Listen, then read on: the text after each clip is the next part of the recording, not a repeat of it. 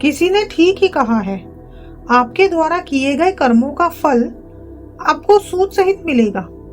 आपके कर्म चाहे अच्छे हो या बुरे हो, कर्मों से डरिए, ईश्वर से नहीं। ईश्वर माफ कर देता है, कर्म नहीं। हेलो फ्रेंड्स, आपका स्वागत है आपके चैनल पीसफुल सोल पर।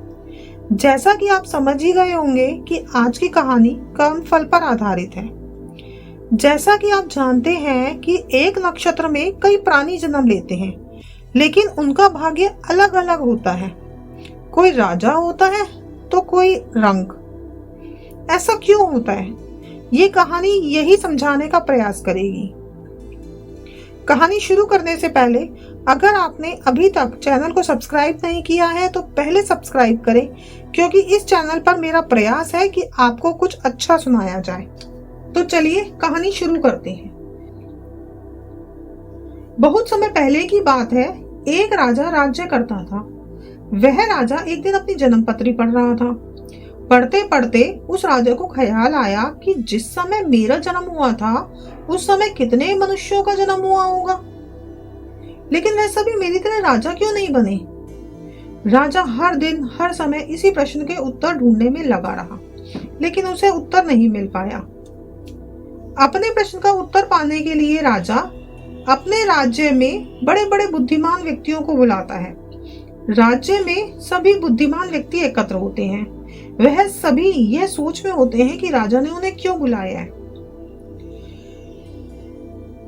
तभी राजा उनसे पूछता है कि जिस समय मेरा जन्म हुआ उसी क्षण में कितने और व्यक्तियों का जन्म हुआ, लेकिन उन सभी व्यक्तियों में से मैं ही क्यों राजा बना, वे सभी क्यों नहीं बने। सभी महान बुद्धिमान इस प्रश्न के लिए गहन सोच विचार करने लगते हैं। वह सभी गहन विचार करने के बाद भी उसका उत्तर नहीं दे पाते। राज्य में एक बुजुर्ग बुद्धिमान व्यक्ति भी बैठे थे। वह थोड़ी देर बाद बोले कि इस प्रश्न का उत्तर तुम्हें एक महान साधु देंगे, जो कई वर्षों से एक घोर वन में तपस्या कर रहे हैं। यह सुन राजा अगले दिन अपने सैनिकों के साथ उस जंगल की ओर निकल पड़ा। कुछ दूर पहुंचते ही राजा को वहां एक छोटी सी कुटिया दिखाई दी।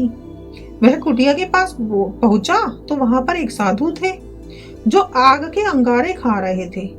यह देख राजा आश्चर्यचकित रह गया। राजा ने हिम्मत करके उनसे कहा, हे साधु, मैं आपको प्रणाम करता हूँ। मैं आपसे एक प्रश्न पूछना चाहता हूँ। जिस दिन मेरा जन्म हुआ उस दिन बहुत से मनुष्यों ने जन्म लिया, तो मैं ही क्यों राजा बना। साधु यह प्रश्न सुनकर बोले, हे राजन, मैं तुम्हारे इस प्रश्न का उत्तर नहीं दे सकता। थोड़ा आगे चलकर तुम्हें एक और साधु मिलेंगे, वही तुम्हें इसका उत्तर दे सकेंगे। यह सुन राजा दूसरे साधु की तलाश में आगे निकल पड़ा। थोड़ा आगे चलते ही राजा को दूसरा साधु दिखाई दिया। वह मिट्टी खा रहा था। यह देख राजा हैरान रह गए। तो हिम्मत करके राजा उनके पास गए और उनसे पूछा, लेकिन साधु ने क्रोधित होकर उन्हें वहां से जाने को कहा। उन्होंने कहा, तुम्हारा उत्तर मेरे पास नहीं है। परंतु वह साधु उसे एक लड़के के बारे में बताता है और कहता है कि तुम उसके पास जाओ, तुम्हें अपना उत्तर जरूर मिलेगा। राजा उस लड़के की तलाश में आगे बढ़ने लगते हैं। ढूंढते ढूंढते वह राजा एक गांव में जा पहुंचे। राजा को थोड़े समय बाद एक लड़का मिल गया। वह बहुत ही बीमार था। राजा ने उस लड़के से अपना प्रश्न पूछा। लड़का बोला, राजन, हम पिछले जन्म में 4 भाई थे।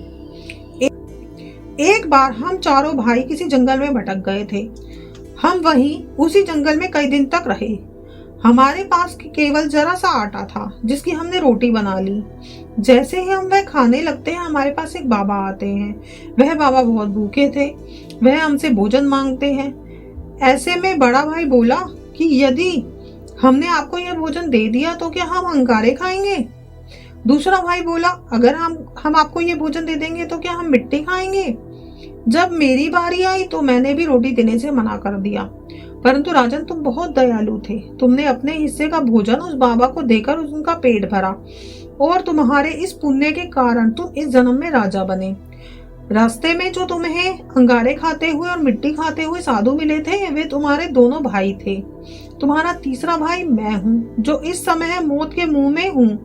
हे राजन, इसी प्रकार हम सभी भाइयों को अपनी अपनी करनी का फल मिला है। राजा को यह सुनकर अपने प्रश्न का उत्तर मिल जाता है। तो फ्रेंड्स, ये बात सत्य है कि कर्म फल से कभी कोई नहीं बच पाया है।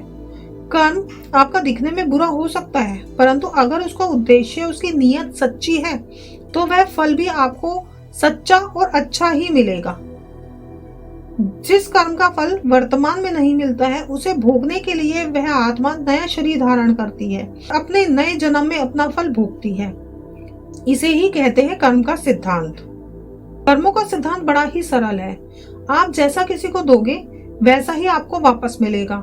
तो अपने मन से फैसला कर लीजिए कि आपको क्या करना है।